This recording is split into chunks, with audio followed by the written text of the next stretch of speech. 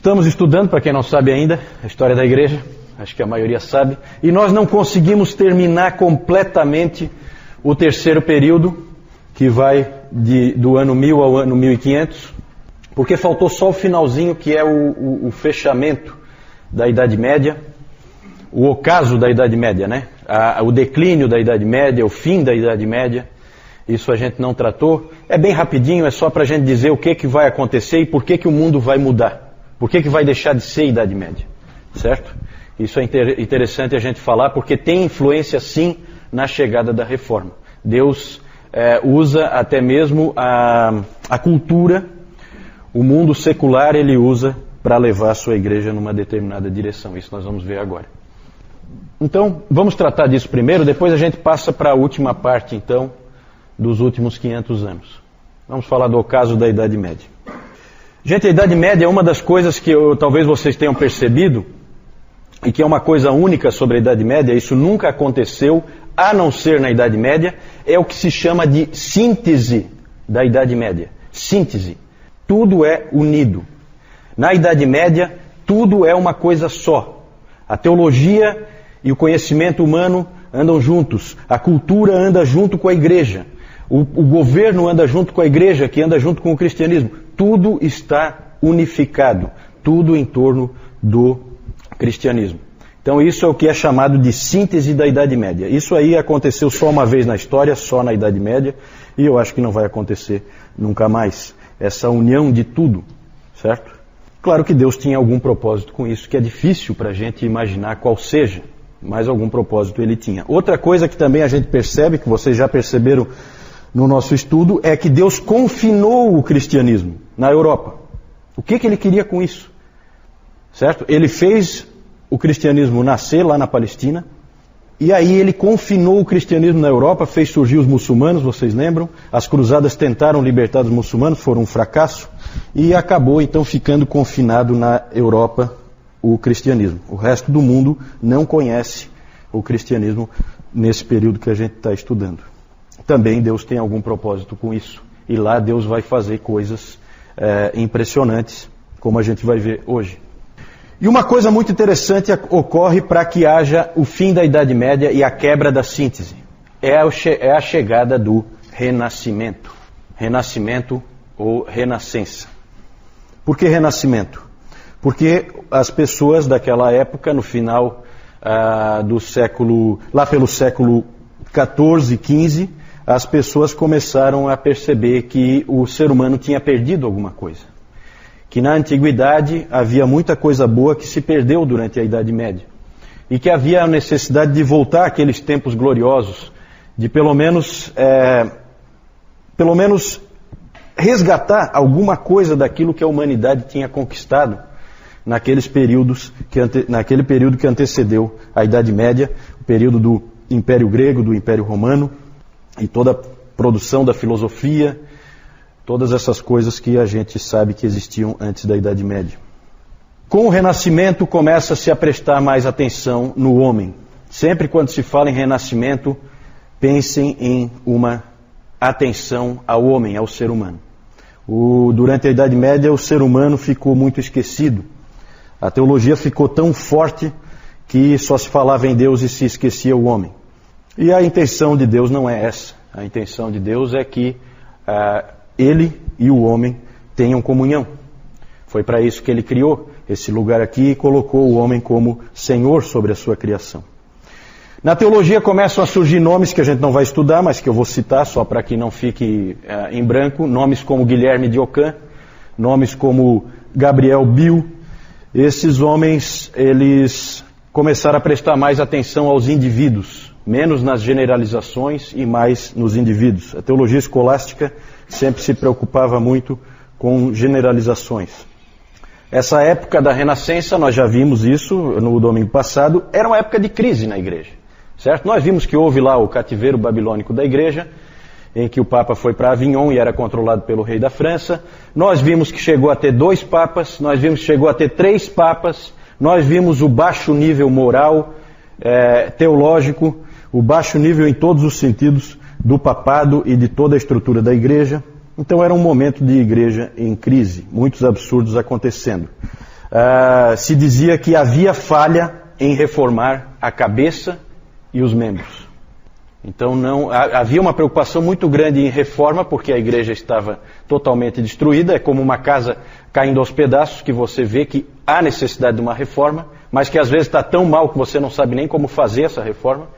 E era mais ou menos assim que a igreja estava. As pessoas sabiam que precisava de reforma na cabeça e nos membros, ou seja, no clero, na liderança e também nas pessoas que faziam parte da igreja.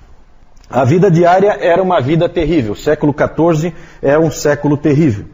As pessoas viviam em meio a guerras, como a Guerra dos 100 Anos entre Inglaterra e França, viviam em meio à peste, né? É a era das pestes, que vocês já devem ter visto em filmes, as pessoas morrendo. Na peste negra morreu metade da população da Europa.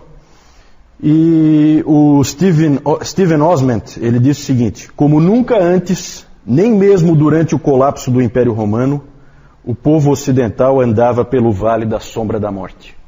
É uma época de desespero, é uma época em que você não tem perspectiva nenhuma de vida, uma época realmente muito ruim, período terrível, e a vida não fazia nenhum sentido. E ali, nesse contexto, então, surgiu o Renascimento. Ele começou na Itália, no século XIV, se fortaleceu no século XV e foi para o norte, mais ao norte da Itália, no século XVI. É exatamente mais ao norte da Itália e no século XVI que nós vamos ter a Reforma. Então o Renascimento ele tem ligação com a Reforma e nós vamos ver isso com bastante clareza hoje. No movimento do Renascimento, então, aquela vontade de voltar a épocas mais gloriosas, a épocas em que houve uma preocupação maior com as pessoas, então surgiu esse slogan que eu coloquei aí, ad fontes. Os intelectuais começaram a dizer, nós temos que voltar às fontes, nós temos que voltar ao conhecimento antigo.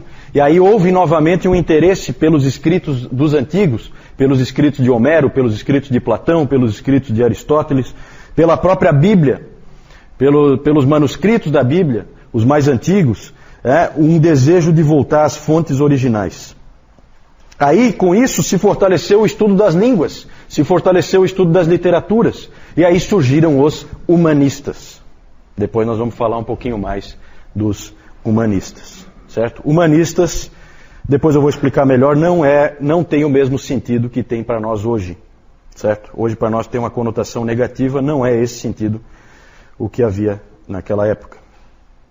Também passou a haver um interesse maior na retórica, na beleza da linguagem, de novo um interesse em escrever de uma maneira mais bonita, mais atraente, não aquela coisa morta do escolasticismo que nós vimos no domingo passado. E, claro que isso vai ter um impacto na teologia também, porque as pessoas começam a escrever diferente, e os reformadores escrevem diferente dos teólogos escolásticos. Mudam também as artes, muda a arquitetura, o homem volta a ter valor, então começam a surgir construções, né, Adriana? Começam a surgir nessa época construções com proporções humanas, então você começa a ver capelas com alturas mais adequadas ao ser humano, certo? Porque antes disso, na Idade Média, se fazia catedrais gigantescas em que o pé direito era absurdo, como dá para ver ainda hoje, para dar aquela ideia de que ali é um lugar em que Deus está, então é colocado bem lá em cima. Isso mudou, houve transformação nas artes, houve transformação na arquitetura. Depois vou mostrar alguns exemplos para vocês. O exemplo melhor para a gente fixar é a estátua de Davi do Michelangelo. Porque o que o Michelangelo fez quando ele fez aquela estátua de Davi? Ele fez um homem com uma cabeça e mãos desproporcionais. Claramente desproporcionais. Isso é proposital. Certo? Por quê? Porque ali há o quê? A valorização, novamente, do ser humano. No seu intelecto e na sua capacidade de produzir. Certo? Não pensemos, como algumas pessoas pensam, que os humanistas e que o renascentismo era anti-Deus. Ele não é anti-Deus. Ele é a favor do homem. Ele não é contra Deus. Certo? Algumas pessoas elas confundem o renascimento com o iluminismo. O iluminismo, esse sim, esse a gente pode dizer que foi um movimento contra Deus. O renascimento, não. Vamos ver aí algumas ilustrações. Na Idade Média, por causa do clima que as pessoas tinham, a arte era comumente era assim, ó. Muitos esqueletos, era comum ter a dança da morte, Por quê? Porque era a época da peste. Ali uma foice, né, para ceifar vidas. Então só pela arte você já tem uma ideia de qual era o clima dessa época, antes de vir o Renascimento. Com o Renascimento muda bastante. Tenho aí, eu não entendo de arte, mas a gente conhece, né, algumas obras renascentistas. Ali em cima então o Michelangelo, né, uma figura dele aí. Ali o que eu falei no domingo passado, né, que o Michelangelo, quando pintou isso aqui na Capela Sistina, que é a pintura do julgamento final, o único livro que ele tinha com ele eram os sermões do Savonarola. Então se diz que essa pintura é uma pintura com influência de Savonarola. Ali é interessante, não dá para vocês verem aí, mas sempre tem esses fatos pitorescos, né? Aqui embaixo é São Bartolomeu, e ele está segurando a faca com a qual ele foi martirizado, e na outra mão, aqui no colo dele, ele está segurando a pele dele, que foi arrancada dele, e o Michelangelo colocou a cara dele na pele ali. Então os artistas faziam esse tipo de coisa, né? É interessante. Aqui então a estátua de Davi, eu tinha uma foto melhor, mas essa aqui é interessante. Ah, não deu para ver, né? Que pena. Aqui no cantinho, acabou meio coberto ali, aqui no cantinho tem a cabeça de uma pessoa. Só para vocês terem uma ideia da proporção. Aqui só aparece a cabeça dela, para vocês terem uma ideia da proporção. É enorme essa estátua, gigantesca. E vocês veem que a cabeça dele e as mãos são desproporcionais em relação ao corpo. Bem maiores, bem fora de proporção. Isso é proposital. Claro que quando se fala em Renascença não se pode nunca deixar de falar de Leonardo da Vinci. E aí vocês veem de novo a valorização do ser humano. O homem como é que é o nome desse homem aí? Quem é que me ajuda? Vitruviano. Obrigado. O homem vitruviano, exatamente. Porque ele usou nesse homem aqui, o Da Vinci, ele usou as proporções que o Vitrúvio tinha dito como as ideais do ser humano, né? A Mona Lisa, que todo mundo conhece, o quadro da Última Ceia, né? Nessa época, só para vocês terem uma ideia do impacto dessa época, com a Renascença começa-se a pintar as pessoas como elas são. Isso não acontecia antes. As pessoas passaram a ser retratadas. Então hoje quando a gente tem a fotografia em que a gente vê como uma pessoa era, a gente tem muito a dever para a Renascença, porque na Renascença surgiu essa ideia, não, vou pintar o indivíduo como ele realmente é. E aí ele fica ali e tal, o pintor vai e pinta como ele é. Então daqui para frente as figuras que a gente vê são como a pessoa era realmente, diferente das figuras que a gente viu até agora, que eram mera imaginação, né? Então é isso. O Renascimento é importante, nós vamos voltar um pouco nele, agora quando a gente vai falar da Reforma e da Igreja Moderna.